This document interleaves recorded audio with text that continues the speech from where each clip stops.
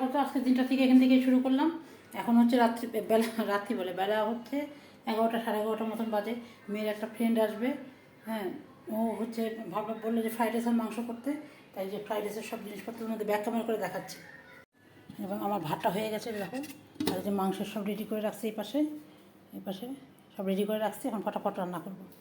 এই দেখো, fried rice তো অনেকদিন তোমাদের সাথে শেয়ার করছি, যে শেয়ার করা কিছুই নেই, তাও তোমাদের একটু দেখাচ্ছি। যে ফ্রাইড রাইস করার জন্য সাদা তেল দিয়ে দিলাম, তার সাথে একটু ঘি দিয়ে দিলাম। আমি পরে আর ঘি দিব না, একবারই একটু দিয়ে দিলাম ঘি। এখন সব ভেজে টেজে নেব। তারপরে তেলের উপরে এখন আমি সব ভেজে কাজু কিশমিশ রেখেছি, আগে গরম মশলাটা দিয়ে নিই।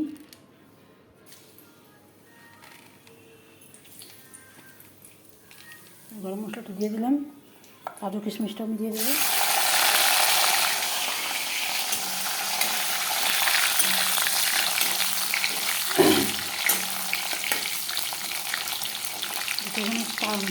কিশমিশটা হয়ে যাবে, কাজুটা একটু ফ্রাই হবে, তারপর আমি সবগুলো দিব।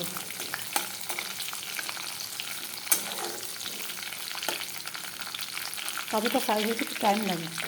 দিয়ে দিলাম আদা কুচি, একটু ক্যাপসিকাম, গাজর, বিনস, এই সমস্ত দিয়ে তেজপাতাও দিয়েছি। এখন একটু ভাজা ভাজা হবে, কিন্তু একটু লবণ দিয়ে দেবো, লবণ রাখলাম। দেখো সব মশলা টশলা করা হয়ে গেছে আমার। এটা এদিকে রান্না করবো, আর এটা নিরামিষ করে রান্না করবো, তো সেই জন্য ভাজা ভাজা হচ্ছে। আর একটু মজলে তারপর আমি এখন চিনি দিয়ে দেবো।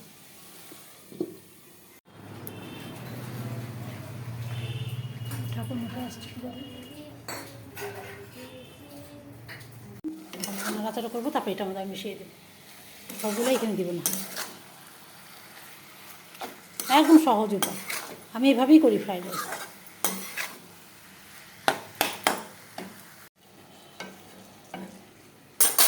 যে ফ্রাইড রাইসটা যখন এই যে এরকম করে নিয়ে এই যে এটার মধ্যে ঢেলে দেবো। এখন উনানে বসে একটু নাড়াচাড়া করবো, চিনি করে গলবে। দেখো কি সুন্দর ফ্রাইড রাইস হয়ে গেল আমার। এর মধ্যে তেলের উপরে আমি একটুখানি কুচানো পেঁয়াজ দিয়ে দিলাম। এখন আমি মশলাটা ভেজে নিব। এটার মধ্যে সব দেওয়া আছে, জিরার গুঁড়া, ধনে গুঁড়া, আদা, রসুন, পেঁয়াজ, টমেটো সব দেওয়া আছে এটার মধ্যে। এটা এখন এই যে দিয়ে দেবো, এটা দিয়ে দেবো, ভালো করে কষাবো এখন থেকে।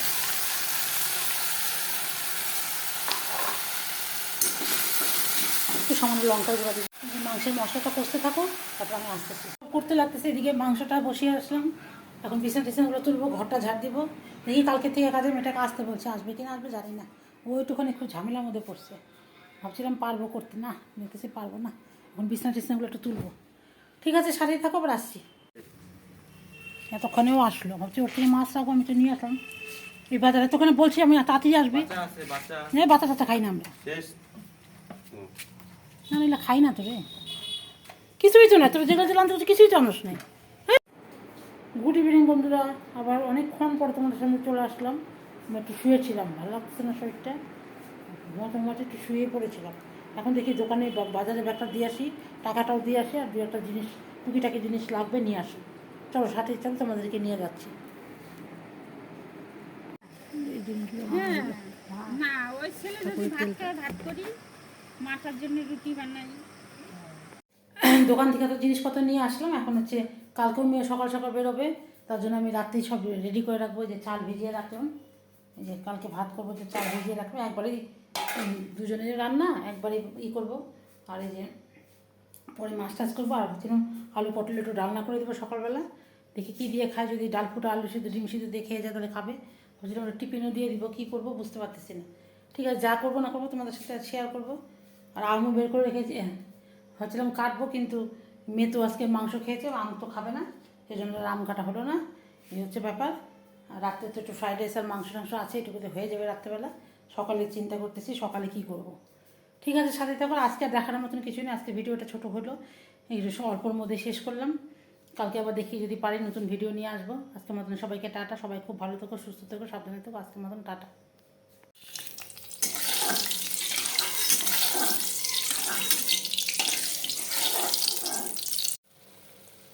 আমি জল দিয়ে দিলাম, আমার সবই দেওয়া আছে।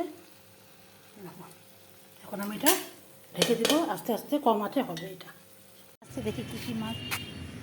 চিংড়ি, চিংড়ি কত করে? শিং মাছগুলো তো ভালো না। না বাইরে কত জ্যাম পড়ে গেছে কেমন। শিং মাছ, কাতল মাছ তো এখান থেকে নিয়ে আসলাম কালকে আমি অল্প একটু। রুই হবে, রুই রাখার ইচ্ছা নেই। শিং মাছ নাও, চিংড়ি নাও, ক চিংড়ি নাও, শিং মাছ নাও। হ্যাঁ, আর চিংড়ি মাছ আর কিছু নেই। টাকা পোয়া। দেখো কয় মাছ। বড় একটা 2টা। কেন 2 টাকা